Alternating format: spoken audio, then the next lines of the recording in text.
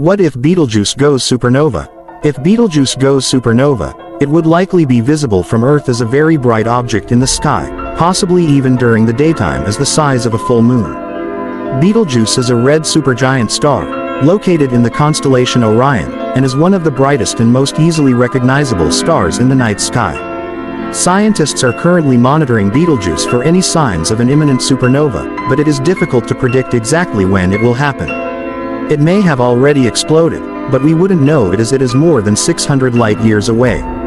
The supernova of Betelgeuse will not affect Earth, but if the gamma ray formed is to be aimed at Earth, then it's all over.